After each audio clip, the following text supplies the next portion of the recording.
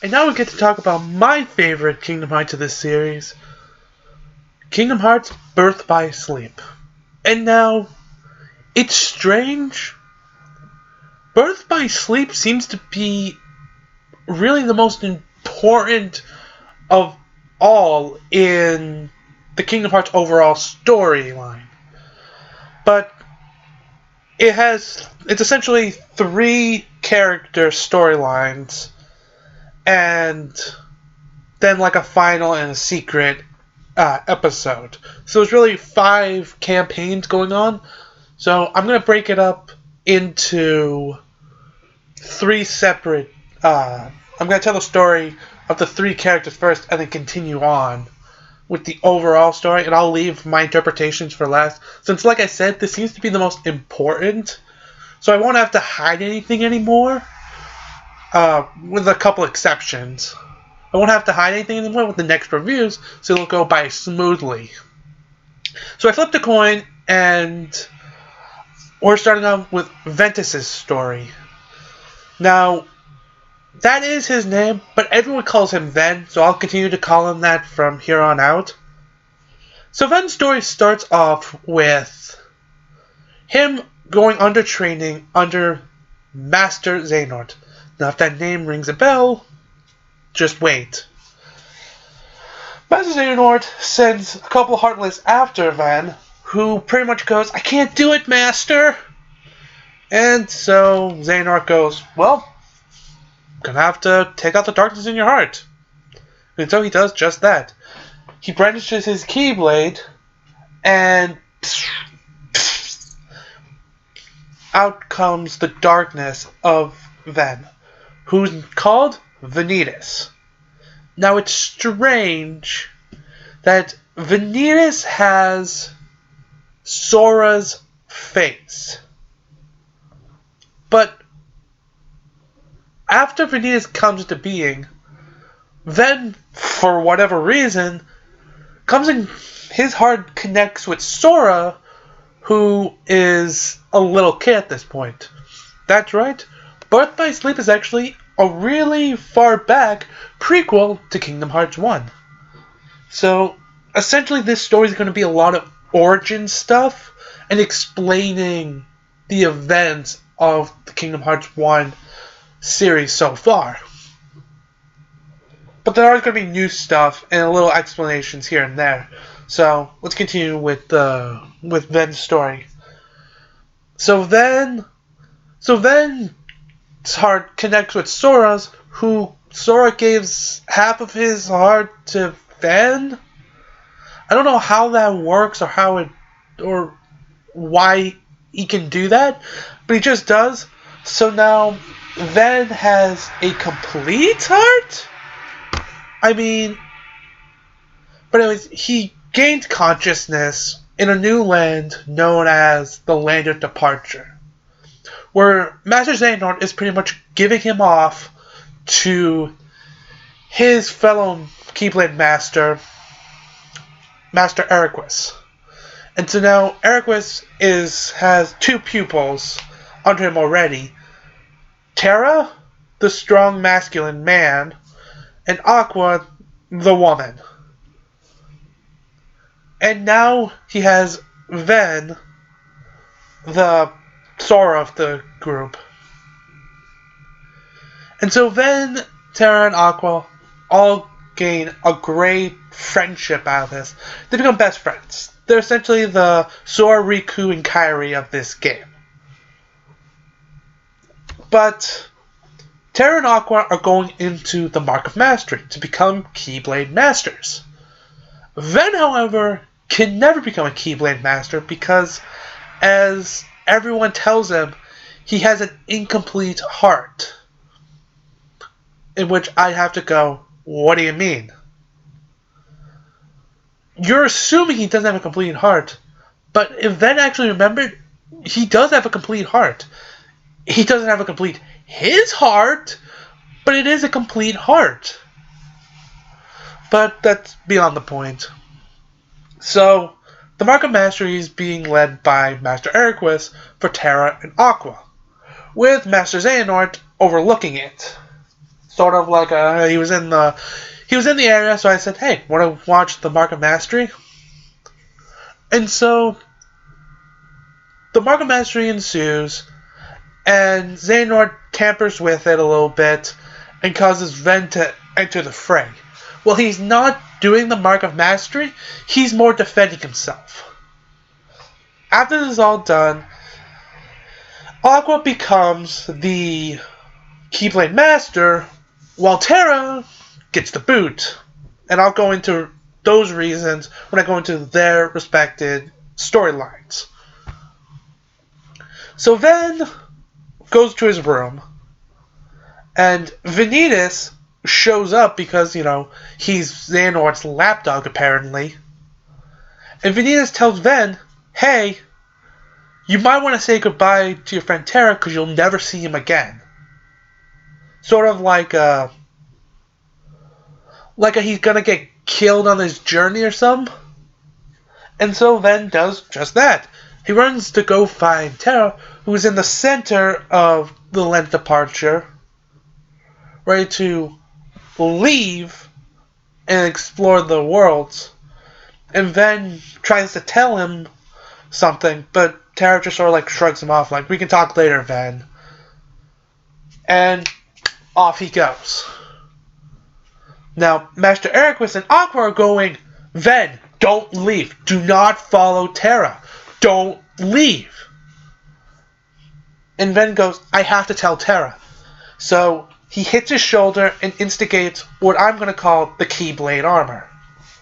The Keyblade Armor is essentially this armor that protects the person from essentially space. They say it's the darkness in between the worlds, but think of it as space. The Keyblade Armor is essentially a suit of armor that works as a spacesuit. And so, off he goes. Now, like the other Kingdom Hearts games, most of the worlds in this game have no impact to the overall story. So I'll give a little synopsis of each world. The Dwarf Woodlands, it's Ven looking for the dwarves in the mines. After he finds them all and the dwarves say, "Go away," he does. Unlike the other Kingdom Hearts games, there's only one visit to these worlds. Once you're done with them, you move on to the next, and then you move on to the next, and then you move on to the next, and the story sort of continues that way.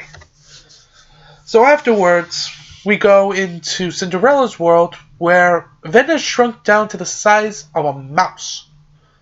And there's a reason for that. He's helping the mice to essentially get Cinderella to go to the ball by making the dress, fighting off the kitty, whose name is Lucifer, and just essentially helping the mice to help Cinderella. And then in Enchanted Dominion, which is Sleeping Beauty's world, it's Ven going after Maleficent. Like how Sora and Maleficent are like arch rivals, Ven and Maleficent just sort of have like a fighting out. And that's essentially the end of that. I mean, Ven meets up with Aqua, who helps him fight off Maleficent, but that's where that ends. With pretty much Aqua going, "Ven, you should go home." Ven going, "But I need to talk to Terra." And off he goes. The next place is a world called Radiant Gardens. Now, I didn't bring this up in Kingdom Hearts 2 because, again, it was one of those slight details that really doesn't impact the story. But Radiant Garden is the world before Hollow Bastion. Like, something happens in Radiant Garden, and in Radiant Garden, something happens and it becomes Hollow Bastion. Tron, finding this information back in Kingdom Hearts 2, says he can restore it back to Radiant Gardens, with Merlin going, "I don't know when that happened." But essentially, Ven goes to Radiant Gardens, and his connection to this is essentially the guards, the castle, is being attacked, and Scrooge wants his help.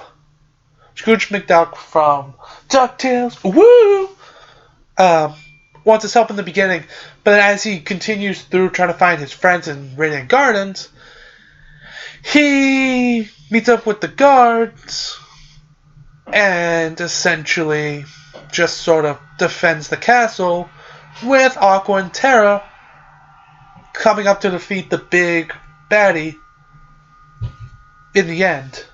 And then they eventually just sort of go their separate ways, with Aqua trying to get Terra to go back, as well as Ven, but Terra's on his own quest, and Ven still doesn't get to say what he wants. I mean, Christ, you had him right there!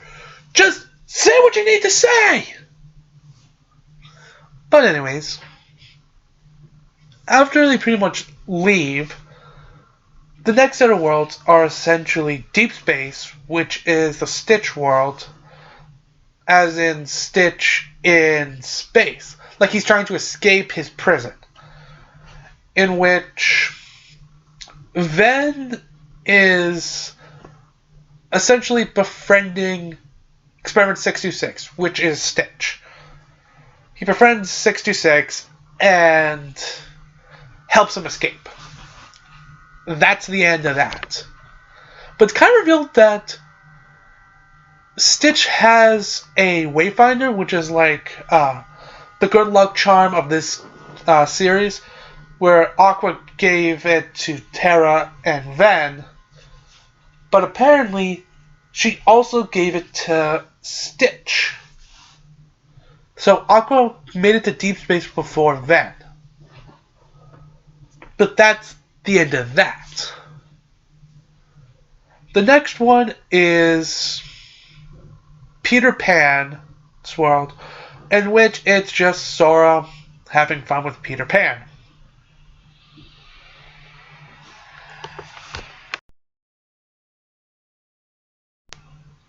Next is Disney Town, which is essentially the minigame hub of the game.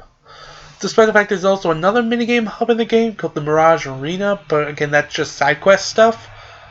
But the overall story of Disney Town is that, well, everyone's being elected for like the best of the town, with Ven winning and getting a trophy from just doing good deeds like helping Huey, Dewey, and Louie with their race, their ice cream machine, helping Chip and Dale with their race, etc., etc. So Ven wins, gets a special ice cream made specifically for him, and that's it. Pete comes in and tries to mess things up, but ultimately gets banished by Queen Minnie. I want to make that very clear.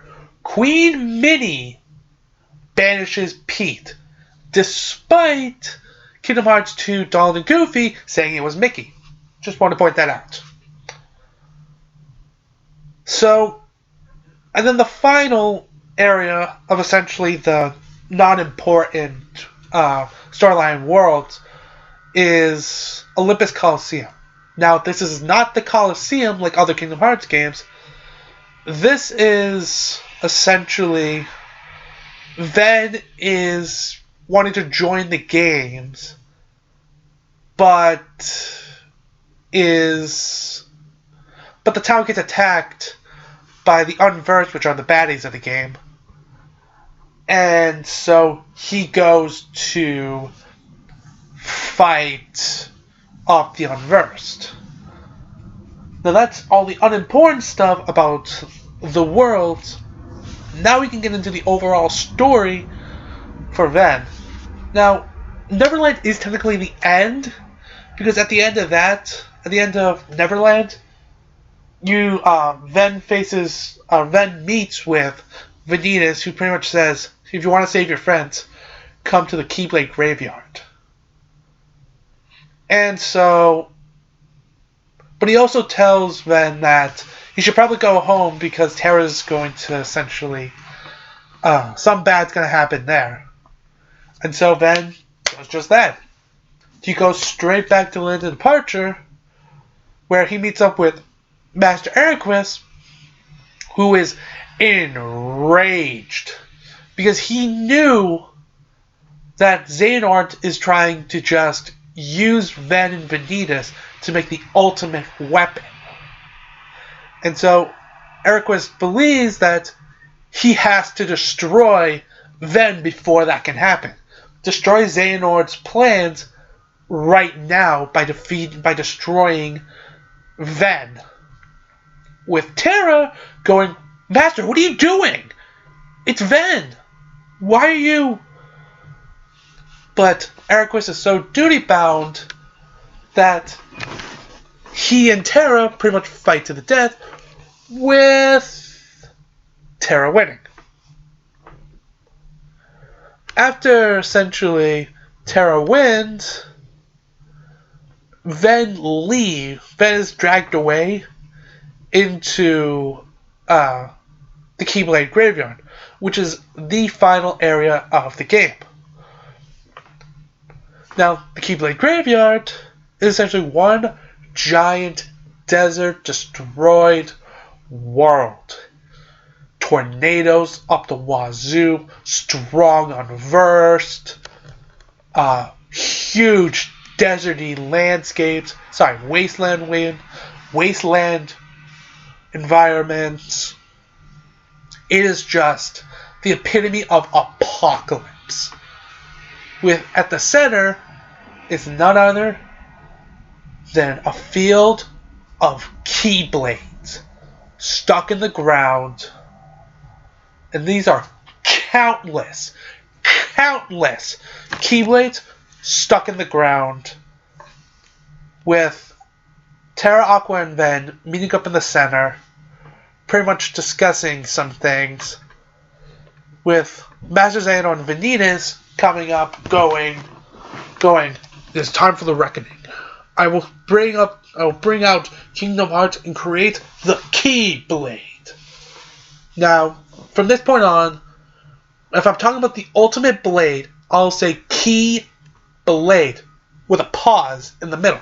But if I'm talking about the weapons just in general, I'll say Keyblade with no pause in the middle. Because it's really hard to just say Keyblade without having to do the pause so people understand what I'm talking about. So from here on out, when I say Keyblade, I'll be talking about the ultimate weapon. So Master Xehanort, in order to make the Keyblade, needs Vanitas and Ven to fight as hard as they can. A huge clash between a pure light and a pure darkness is essentially the idea. With Aqua and Terra going, we're not going to let that happen, and a huge battle unveils. I'm going to get into more in detail about these other this huge war pretty much at the end, but essentially, in the end, Ven and Vanitas have their battle, with Vanitas acquiring the Keyblade. And then a battle ensues inside of Ven's heart, with Vanitas wielding the Keyblade. Vanitas pretty much says, you can't defeat me, you can't destroy the Keyblade, because that would, you can't defeat me, because destroying the Keyblade would mean destroying your own heart, dummy, with Ven going, I don't care. And the huge battle ensues inside the heart, with Ven destroying the Keyblade, and going into a coma. His body, his heart is hit with so much shock from one, becoming whole so quickly, and two, essentially destroying his heart. Vanitas was not lying. Destroying him and the Keyblade would essentially harm his heart beyond repair. And so, Ven is asleep. He is asleep. And for the rest of the story, Ven is asleep. Now, Ven's complete heart, actually somehow finds its way back to Kid Sora, where he essentially hides inside Sora until he can find his body again. This is not like a nobody process because Ven doesn't become a Heartless, and so his body doesn't become a nobody. But I would like to explain something at the end of this story synopsis. But that ends. Now we get into Terra's side of the story. And I'm going to skip over the parts from here on out with the intro because it's essentially the same thing.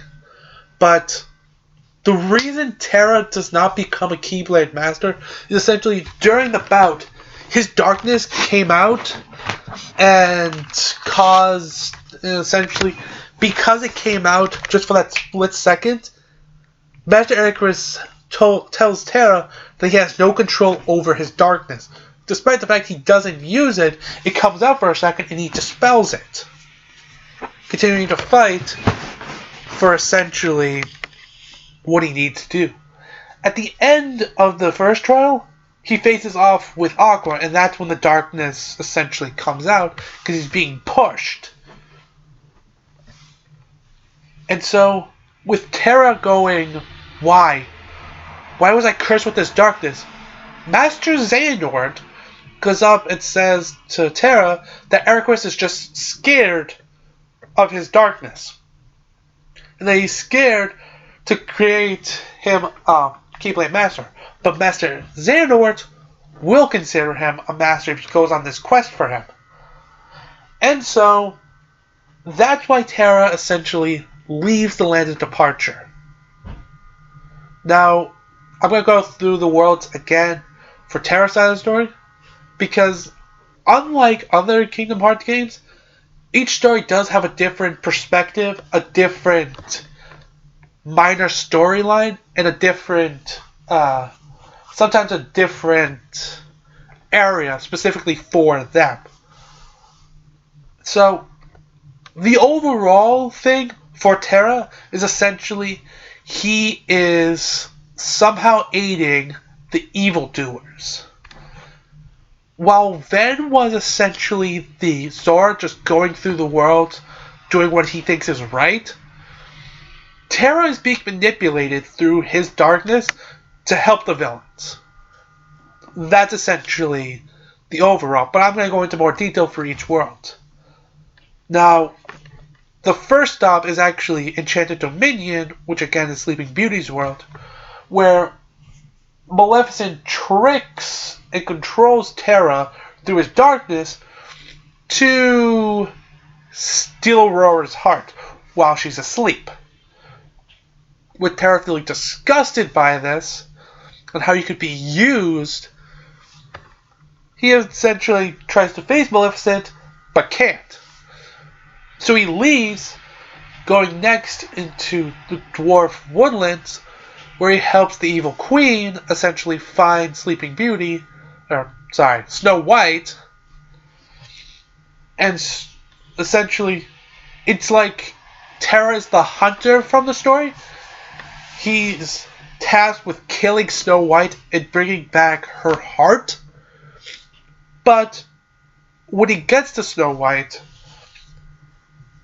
he essentially goes, hey, I'm not going to do it, just run.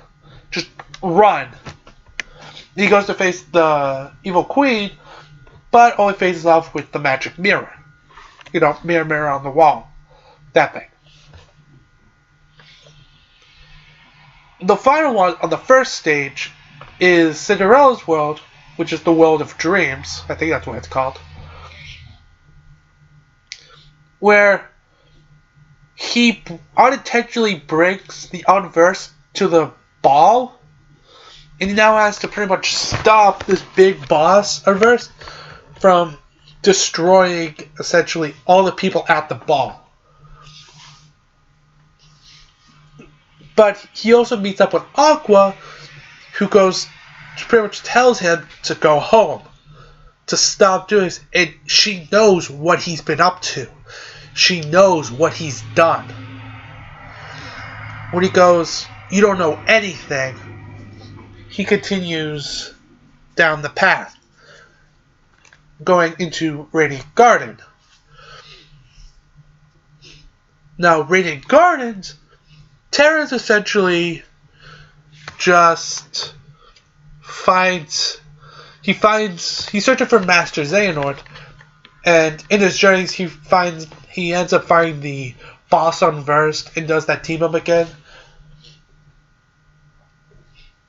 When Aqua pretty much confronts him this time, going, "I really know what you're doing, and it's not right," it causes Ven a little concern, because he doesn't know what Terra's been up to. But again, Aqua doesn't know that he's being manipulated. Terra isn't choosing to do these things. He's being manipulated to essentially cause these things to happen. And when Terra essentially leaves them, he meets up with Xigbar's real form, named Brigand. I think that's how you pronounce it. Who essentially is working for Master Xehanort,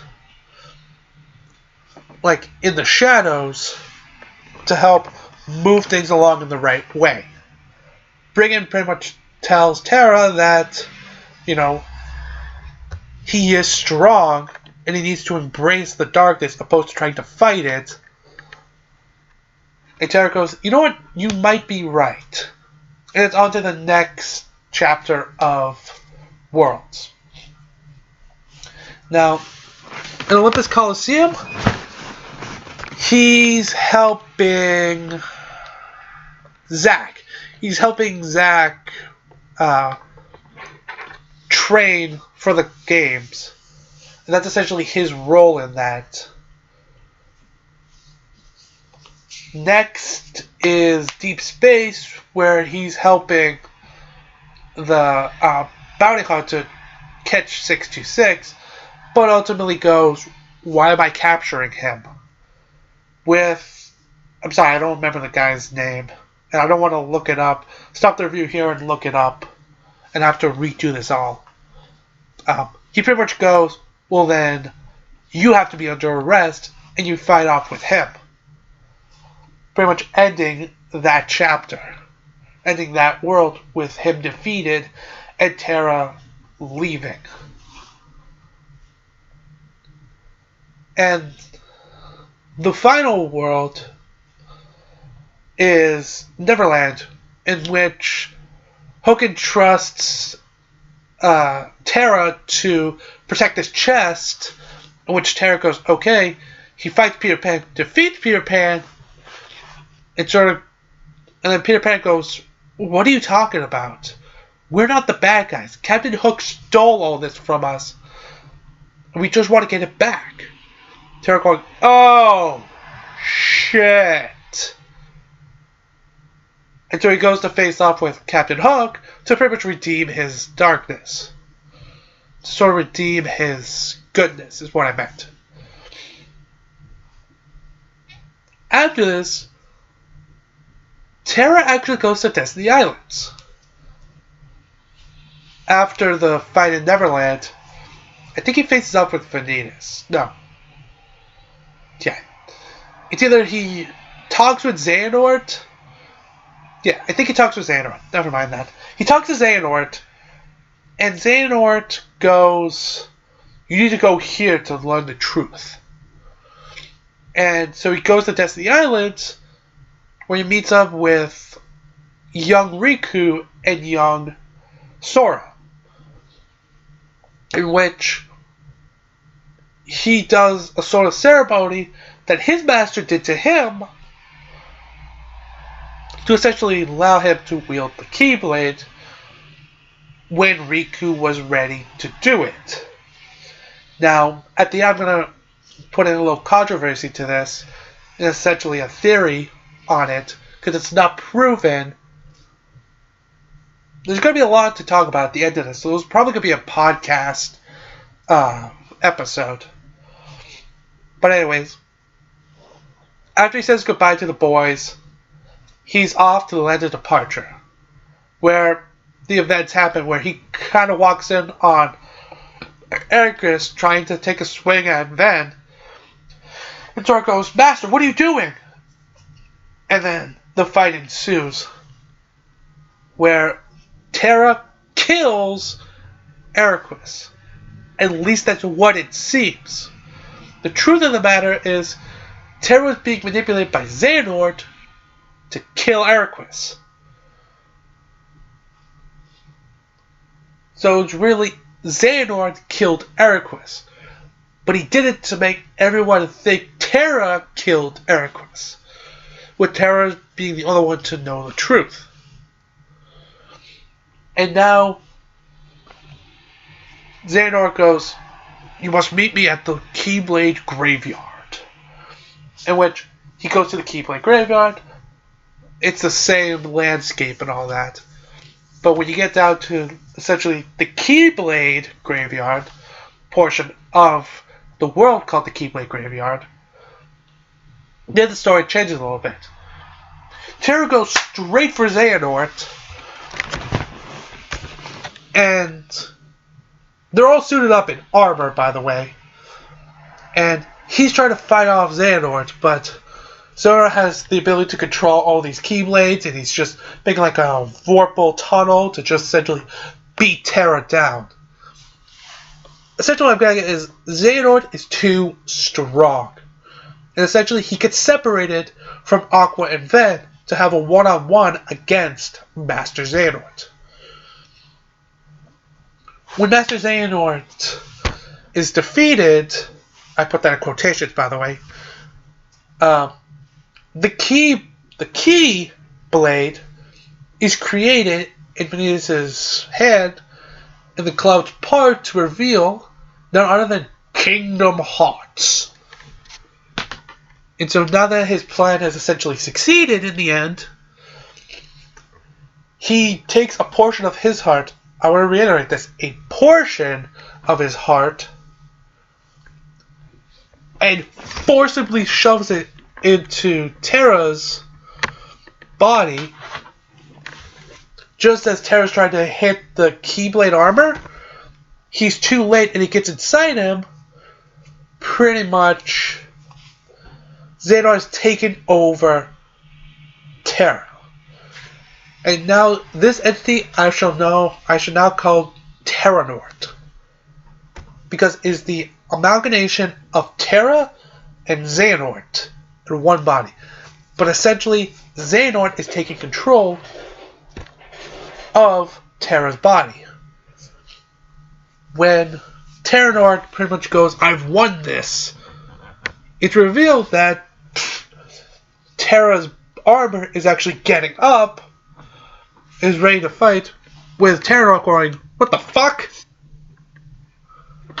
After essentially, this entity has been revealed in Kingdom Hearts 2 Final Mix, known as the Lingering Will. So I'll be calling this entity that essentially.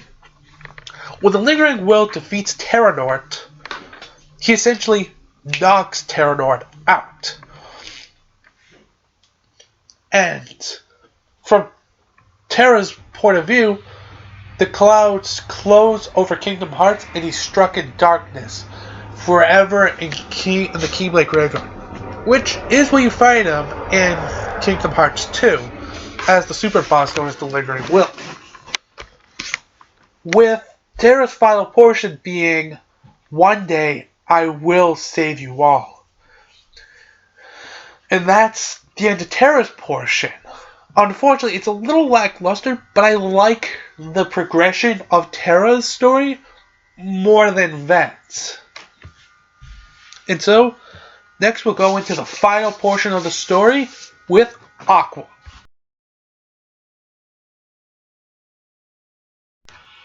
Now for the final portion of the story, Aqua. So Aqua's story essentially goes through the same thing in the beginning in the Land of Departure, but after she's declared the Keyblade Master, she's given certain knowledge that only Keyblade Masters will know. And even then, it's specific Keyblade Masters. It's the knowledge that he received from his master, and now he's passing it on to her. What this knowledge is, we'll learn later. But essentially, she's given the mission of protect the peace. No matter what, you have to make sure everything is good in all the worlds. And when Terra and Ven leaves, essentially, Master Icarus goes, you also need to bring Ven and Terra home as soon as possible. With Vanitas also sort of taunting her, going, you've already lost, essentially. And so, off she goes in her key vehicle. Which I didn't explain what the key vehicles are, but it's essentially their transportation through space. If the armor is a spacesuit, the key vehicle is the spaceship. But each one is different, and I'm not going to go into that because that's gameplay related stuff. It has no bearing on the overall story, so onward we go. The first world is actually Cinderella's world. She starts off in Cinderella's world, where it's after the events of Terra, and it's also after the events of the ball scene, where essentially the prince is trying to find Cinderella, but he doesn't know it's Cinderella. He's essentially just trying to find the girl who fit the glass slipper. With Aqua essentially finding Cinderella's home, hearing it from essentially the mice of the house, from the fairy godmother, that Cinderella needs to get the glass slipper on her foot. And so, it's a little turn on the actual story. Aqua actually is shrunk down. She can get in and sort of help find the key to unlock Cinderella's door so that she can leave and go meet the prince and have her happily ever after. But she essentially is going, it's taking too long, they're going to leave. So she grows back to her size and goes, I'm here, to sort of stall with obviously the stepmother and the stepsisters going, we don't know who this woman is, she's an intruder in our house, and with the Baron, I think his name is, going, she is a woman, and she might fit the slip. And so Aqua sits down and is like ready to get the shoe on, and obviously it doesn't fit. But that gives Cinderella enough time to come down and pretty much go, I'm here, and get the stepmother and stepsisters in trouble. Obviously Cinderella fits in this shoe and happily ever after ensues, except the stepmother has actually created the carriage, turned the carriage into an unversed, because what the unversed are essentially negative feelings given form. I know, dumb, ain't it? But that's what they are.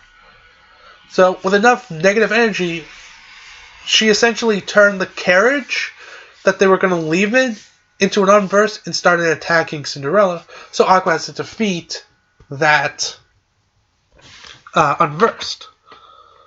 Next is Dwarf Woodlands, where it's essentially Snow White has gone under, and Aqua needs to find the cure.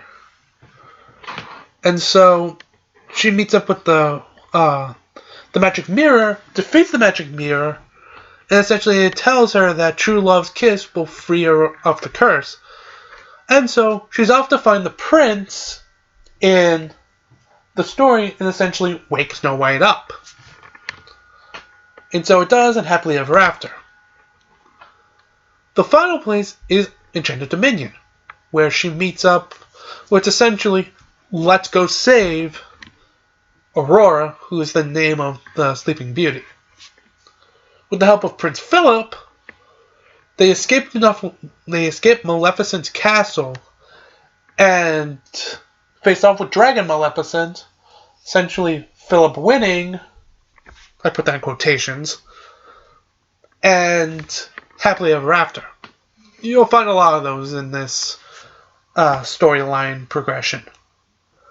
Next is obviously Radiant Garden, where Aqua believes Terra and Ven are.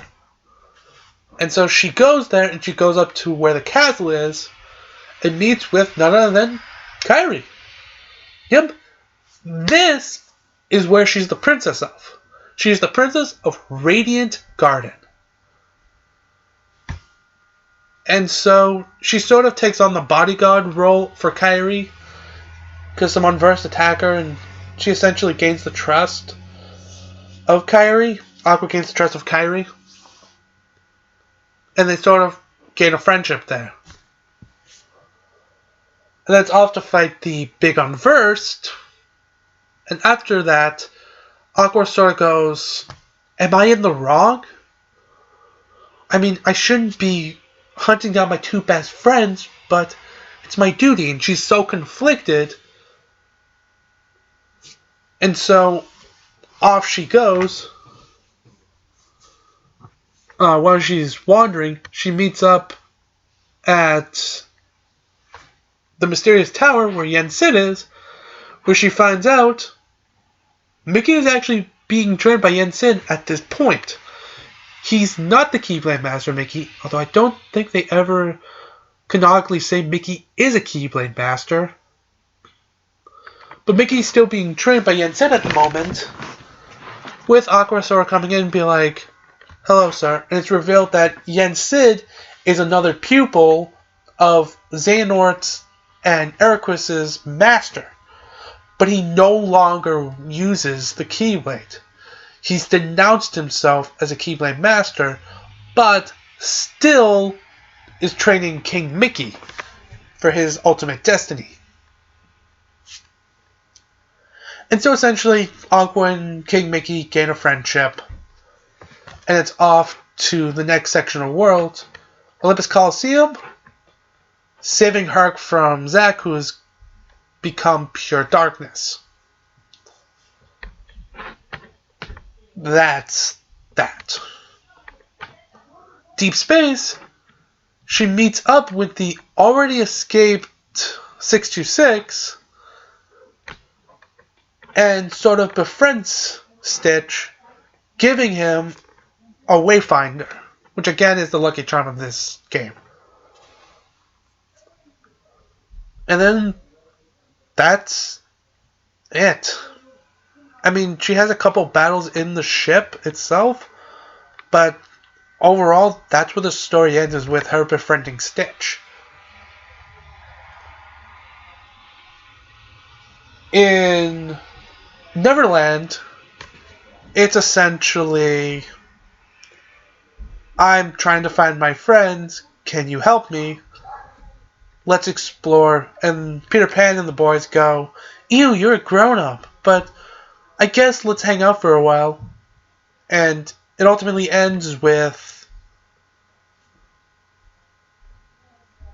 Aqua facing off with Vanitas, and when Vanitas is defeated, in quotations, she's off to Destiny Island, where with Destiny Island done, Aqua returns home to find the land of departure is destroyed.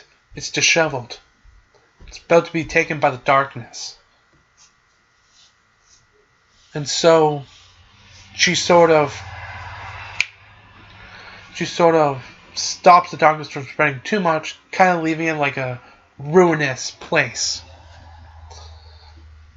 With Vanitas going, you might want to hurry to the Keyblade Graveyard.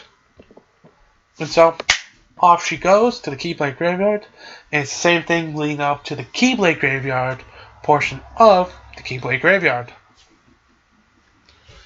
Now, Aqua's side of this battle is she's defending Ven from Vanitas, trying to do her best.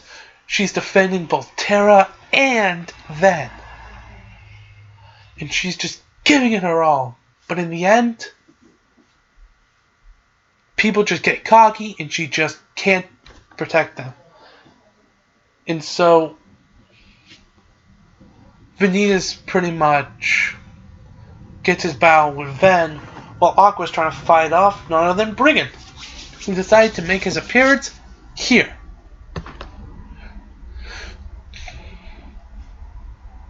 Here, after Ven goes comatose. And so, she's trying to defend Ven with the help of none other than Mickey, who popped into this stone that allows him to go where Destiny calls him. It's a bullshit. We placed him here because we wanted him here. But anyways, they fight Brigand, and Brigand loses, with Aqua seeing that Kingdom Hearts is essentially going away again. She grabs Ven, but she has to leave with Mickey like that, otherwise she'll be engulfed by the darkness that's coming through, worrying about where Terra is.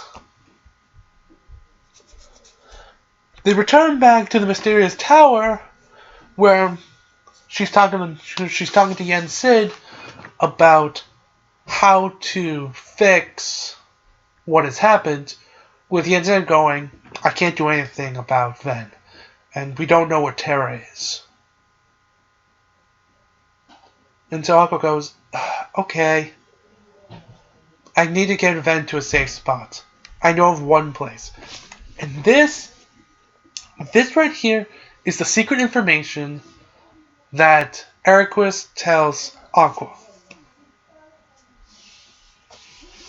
She's trying to think of a place where to hide him, when Ven just sort of like points, has his Keyblade come out and sort of opens a gate, where Aqua brings him all the way back to Lynn's departure.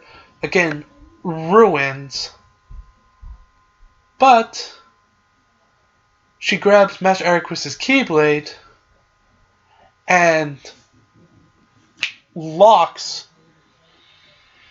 the Lyn's departure in a place where only a Keyblade Master can go.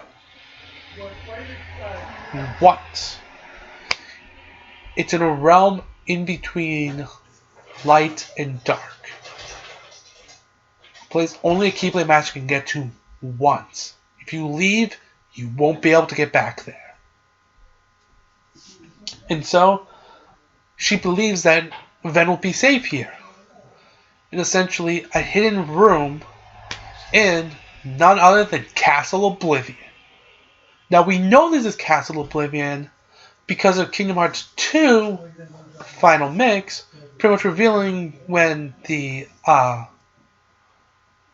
with Xemnas going all the way around, Xigbar goes, what do you think is in that room in Castle Oblivion? Maybe it's another one of our leader's friends, which verifies that this is Castle Oblivion. Which I'm going to get into my problems with this later on. So,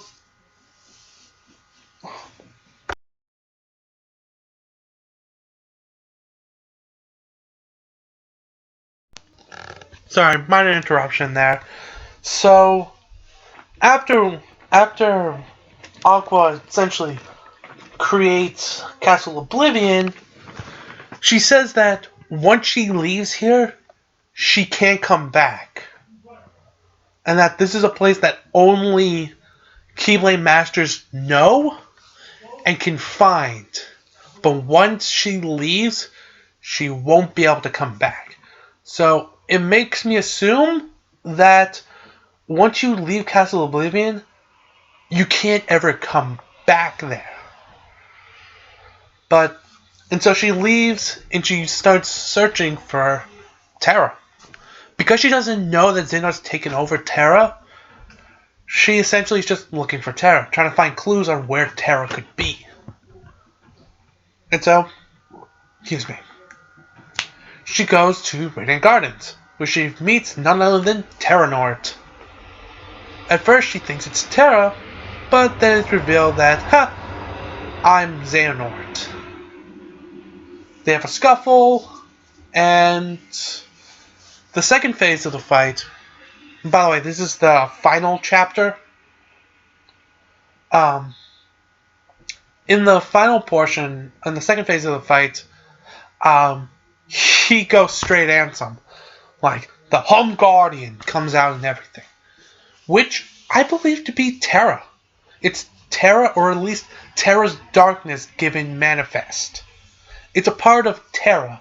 That garden is a part of Terra, or an imprisoned Terra's heart, essentially. But Aqua defeats him, and Terranort, falls back into the darkness. Not wanting to lose her friend, she jumps into the darkness to try and save him. And she puts on her armor, gets in her key vehicle, and grabs Terranort and starts trying to fly back to the light, but she realizes she doesn't have enough power to get all the way there with both of them. So what does she do? She gets out of her armor and her key vehicle and tells it to go bring him to safety. And so she falls into the realm of darkness, with Terranort pretty much waking up back in Radiant Gardens with Ansem the Wise going, hey, are you alright? What is your name? Hello, are you okay? And he goes, Xehanort. With Brigand giving a nice mouth, realizing that it's all going according to plan. Whatever this plan is. And so, now we get to the secret chapter. Technically, the final chapter ends with Aqua running through the darkness, and Ven Terra's Keyblade protects her from some dark sides, but ultimately it's just like an ending cutscene to show that there's still hope. Now, the secret chapter actually follows Aqua in the realm of darkness, wielding Master Eraqus' Keyblade. And so she fights through the realm of darkness, fighting actual Heartless, something that she's never faced before. I'm sure she knows of the Heartless, but she's never fought a Heartless. And so there's the typical, since it's before Ansem, it's all just regular Heartless and not manufactured Heartless. And so at the tail end, you fight this big beast of a Heartless. When you defeat it, you find out that, Cinderella's castle is in the realm of darkness. And it's like, what? And it ends there with a scene called Point 2, A Fragmentary Passage. Something we'll be getting in 2.8. We'll see the ending to that with Birth by Sleep Point 2, A Fragmentary Passage. And so, that ends the overall story of Kingdom Hearts Birth by Sleep. Whoo! Boy, is that kind of all over the place. I'll fully admit, like I said in the Kingdom Hearts 2 review, it gets more complicated from here on.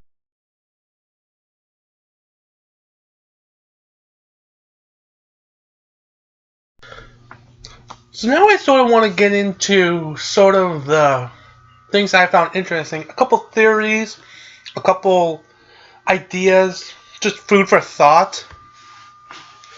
Essentially, in Kingdom Hearts 1, Sora should have 3 hearts when he starts his journey. He has his own heart, he has Ven's sleeping heart, and Kairi's unlimited light heart, essentially. Sora should be the strongest he'll ever be in Kingdom Hearts 1. Because if the Keyblade is the power of the heart, then you essentially have 3 generators giving it energy. And it just should empower the Keyblade so much you'd be unstoppable. But if you remember, Riku was the one that had the ceremony done to him to essentially get a Keyblade. And so, in Kingdom Hearts 2, he does the same thing for Kairi, which gives her Keyblade, which its name I don't remember.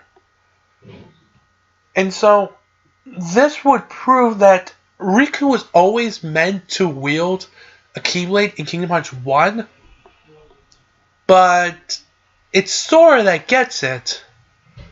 And this brings into a lot of controversy and a lot of interesting theories. What I particularly agree with is that in Kingdom Hearts 1, when Destiny Island is being attacked by the darkness, Riku is the one that's supposed to get the Keyblade. You know, at that point he's supposed to awaken the Keyblade within himself and fight. But he doesn't, because he gets engulfed in the darkness. And because Sora was being so close to him at the time, the Keyblade manifested to Riku, but was drawn to Sora because, you know, the Keyblade is light. The Kingdom Key is supposed to be Riku's, but since the Kingdom Key is essentially a light Keyblade, it fell to Sora. And throughout the series, any person trying to wield a Keyblade that hasn't unlocked the ability to wield one, the Keyblade will just disappear out of their hand and return to its owner. But Sora, despite not having that done to him, still wields a Keyblade because of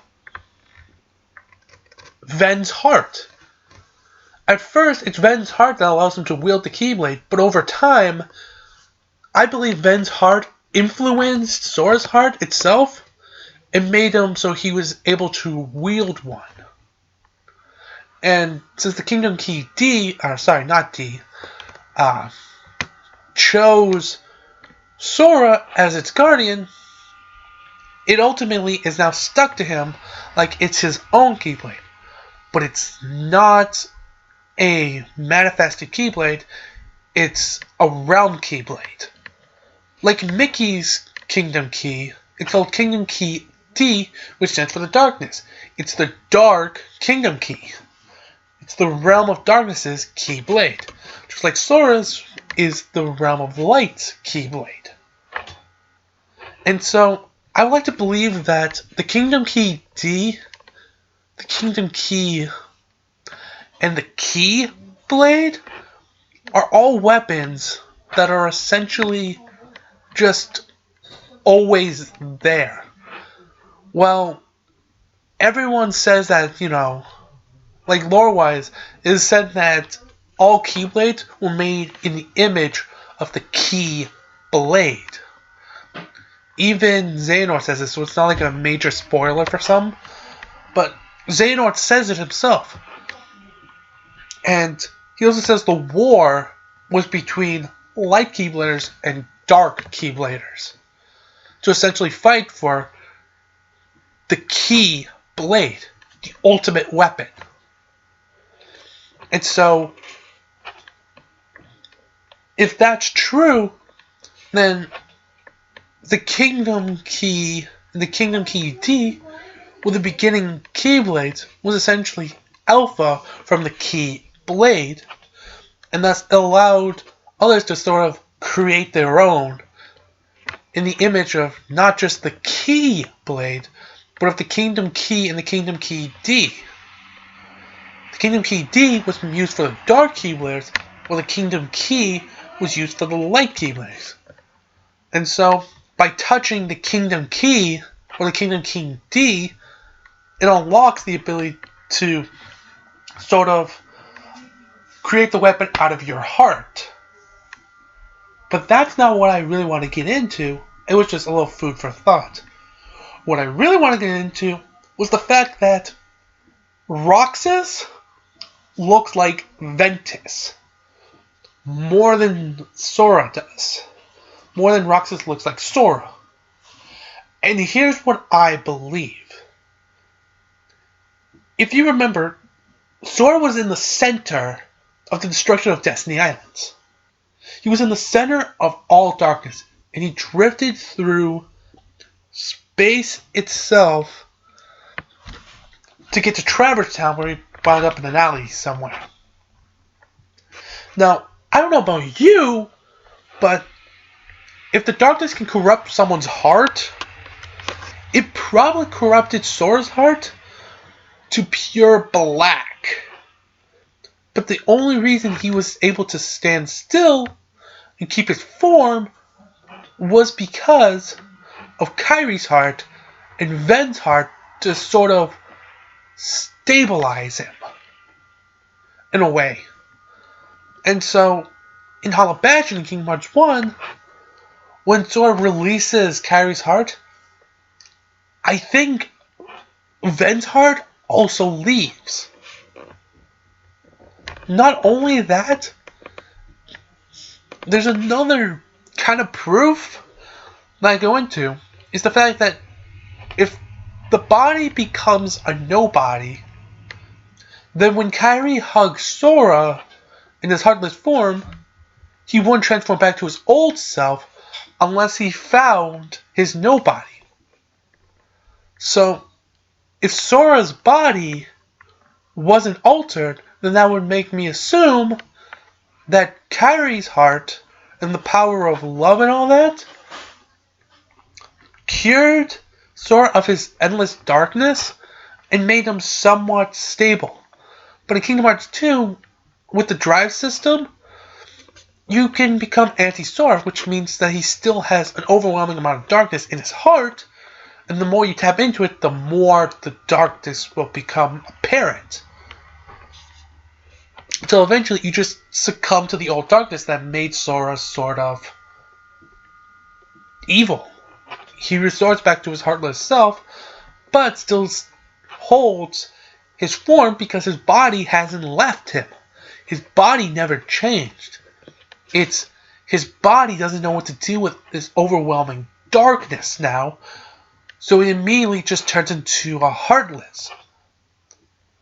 Otherwise, Sora would not have the ability to essentially remember what he does and be able to move and have feelings, be able to hold restraint. If he truly lost his body, became a heartless, he would just be another shadow that a Keyblade has to come through, cut him, release his heart, and find his nobody and cut him in order for him to be complete in some way. Hopefully his body and his heart to become one again and have essentially a rebirth type of thing. But it doesn't. It's Kairi's hug that wakes him up.